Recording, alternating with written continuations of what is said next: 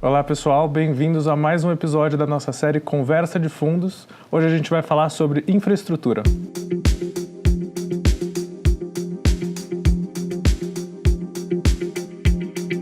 Prazer, gente. Eu sou André Lacerda, do time de relacionamento com investidores da nossa área de infraestrutura.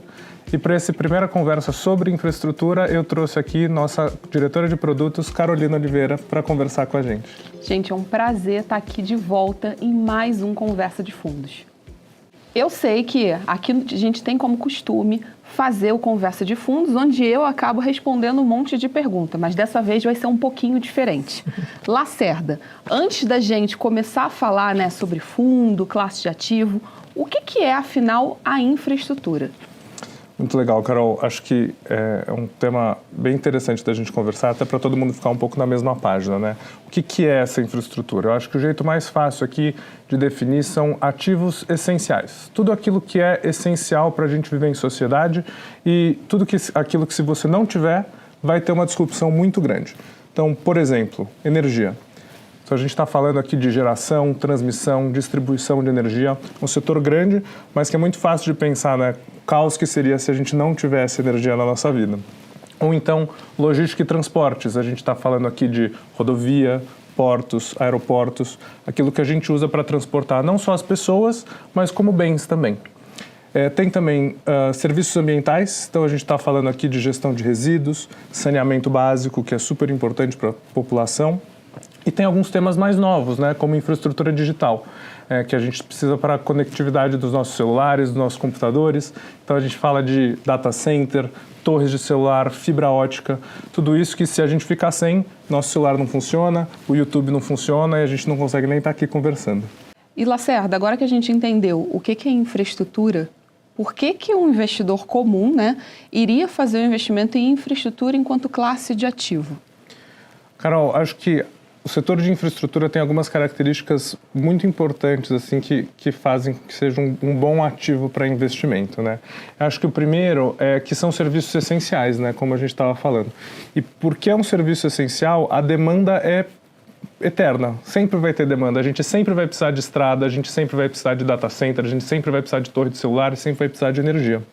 Então, o fato da gente já ter uma demanda quase que garantida é uma característica muito importante para esse tipo de ativo. Além disso, a gente tem aqui, normalmente, nos ativos de infraestrutura, tanto as despesas quanto as receitas contratadas no longo prazo. Então, você está falando de uma concessão de 30 anos, você está falando de um contrato de geração de energia de 20 anos e, normalmente, sempre indexado à inflação. Então, você tem uma proteção aqui já no nível do ativo para o investimento do cotista. E a gente está falando de ativos que normalmente geram o que a gente chama de monopólios naturais, porque você não tem competição entre estradas, entre geradores de energia, não é por aí. Você tem um ativo, você tem o seu contrato, então você já tem uma previsibilidade muito boa do seu fluxo de caixa. Isso faz com que esse ativo seja muito legal e protegido do ponto de vista de investimentos. E principalmente quando a gente pensa em longo prazo, esse tipo de ativo com maturidade muito longa, com contratos longos, com proteção, acabam ajudando muito o investidor que tem essa vontade de ficar investido bastante tempo numa classe.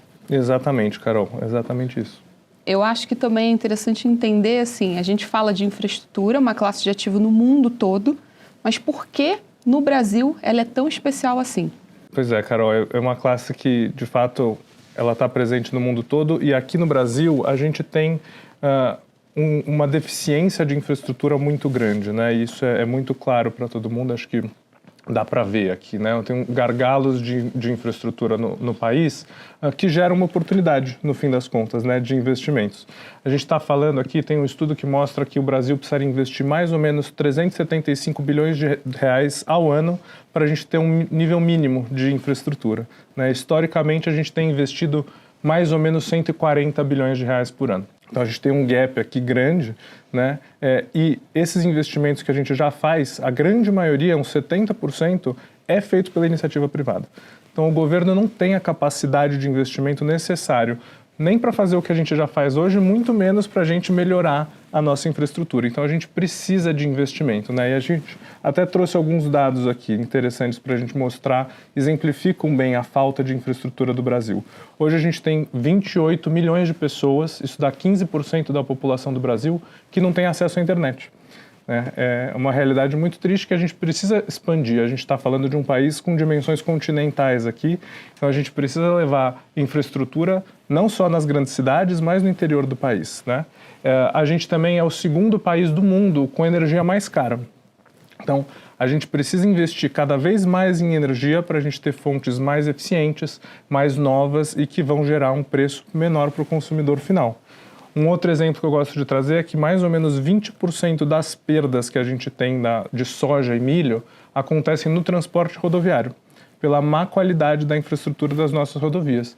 Então tem muito espaço para a gente melhorar as rodovias, melhorar a qualidade da nossa infraestrutura e ter um transporte ainda mais eficiente, né? E um último dado que eu acho importante, acho que é o mais chocante de todos, que a gente tem mais ou menos 90 milhões de pessoas no Brasil que não têm acesso a esgoto. Isso é uma realidade muito triste, tem uma oportunidade gigantesca de investimentos aqui, isso é super importante. Super legal. E é interessante que infraestrutura, diferentemente de outras classes de ativos que a gente tem no Brasil e no mundo, são ativos tangíveis, né? Você sabe que você consegue ver uma estrada, você consegue ver um porto, você consegue ver um data center. Então é tangível, essa economia real de que a gente tanto fala aqui no DNA do Pátria, ela realmente se materializa de verdade aqui na infraestrutura. Exatamente, Carol. A gente está falando aqui de ativos reais, né? Isso também traz uma proteção adicional aqui para os investidores, porque além de você ter um contrato, você tem a receita, como tem uma empresa normal, você tem um ativo grande, um ativo relevante por trás que tem valor, né? E aí você está ainda mais protegido. Eu acho que também, pensando em estágio e maturidade do investimento de infraestrutura, é interessante entender, é tudo igual? Tirando, obviamente, né, a diferença de setores entre energia, saneamento, entre outros, tem alguma outra diferença? Estágio, tipo de investimento? Tem sim, Carol, e eu acho que é importante, tem dois principais aqui que a gente pode dividir para simplificar um pouco, né? Acho que você pode fazer investimento em infraestrutura madura, que a gente chama, né? Então você fazer um investimento em um ativo que já está pronto, já está operando, tem um histórico, e aí você já está numa fase só de manutenção, e normalmente esses ativos de infraestrutura já operacionais são ativos que têm um fluxo de caixa bem estável e são bons pagadores de dividendo, né? Então a gente está falando aqui de ativos, um investimento em ativos maduros que normalmente são mais voltados para a renda. Você tem, claro, um risco um pouco mais baixo, um retorno um pouco mais baixo, né?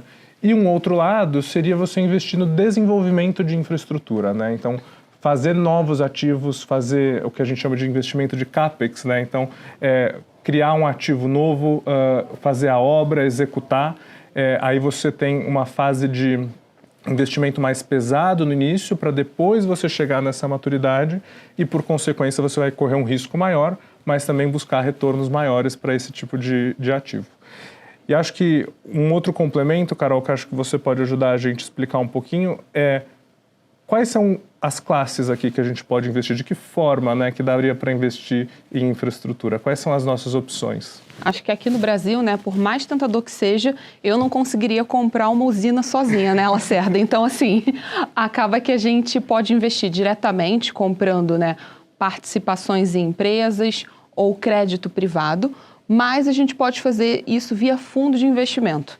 No Brasil, um dado aqui interessante é que a gente tem 220 bilhões de reais em fundos temáticos de infraestrutura. Fora também outros investimentos que gestores fazem em infraestrutura, mas que não possuem fundos temáticos. Então, é uma indústria super grande, super desenvolvida e voltada, de fato, para dar acesso ao investidor brasileiro, seja nas participações em empresas ou projetos de infraestrutura, seja no financiamento de dívidas desses projetos. Carol, também queria que você contasse para a gente um pouco aqui de qual que é a vantagem de investir via fundo de investimento ao invés de você entrar diretamente em um ativo, né? Eu acho que primeiro, né, quando a gente está falando principalmente em comprar participações de empresas ou projetos, acesso, nem todo mundo vai conseguir comprar uma usina, é o que eu falei. Mas eu acho que também tem a gestão profissional, o gestor de infraestrutura, ele conhece os projetos, conhece a regulamentação de infraestrutura, são setores super regulados e você também consegue ter diversificação.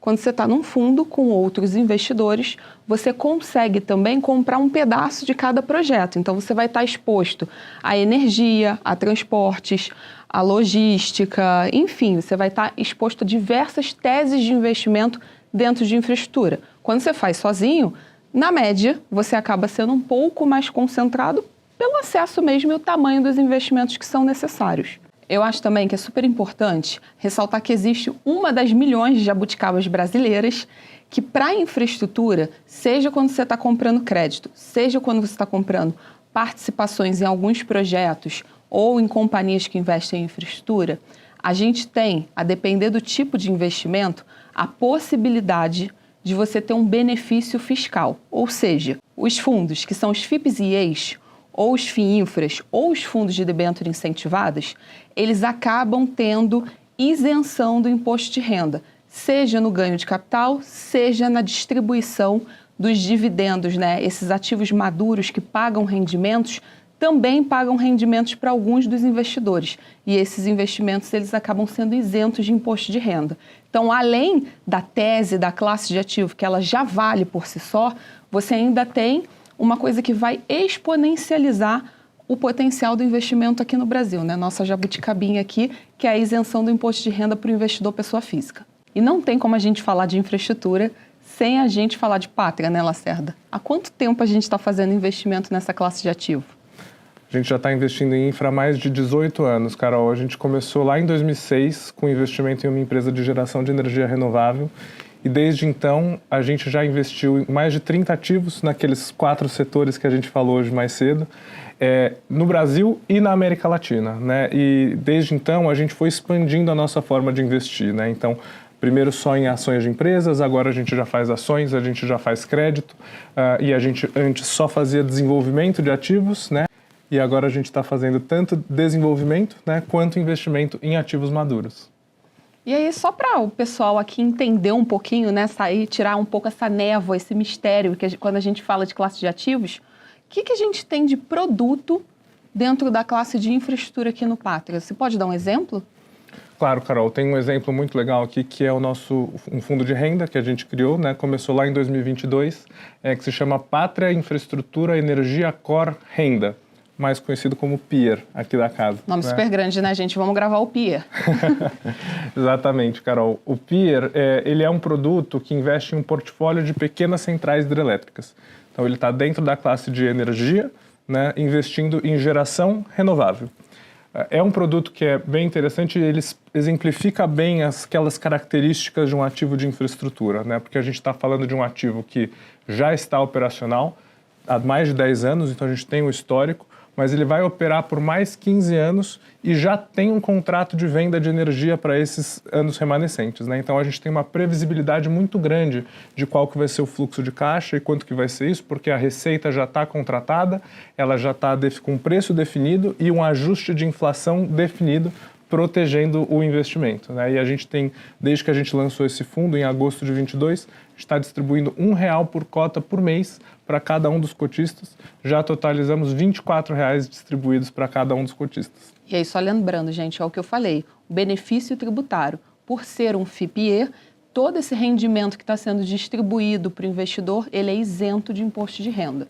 Exatamente, Carol. E para quem quiser conhecer mais, tem o site desse fundo, é o pier11.com.br. Lá tem todos os relatórios, os dados mais recentes do fundo. Vocês podem acompanhar mais de perto.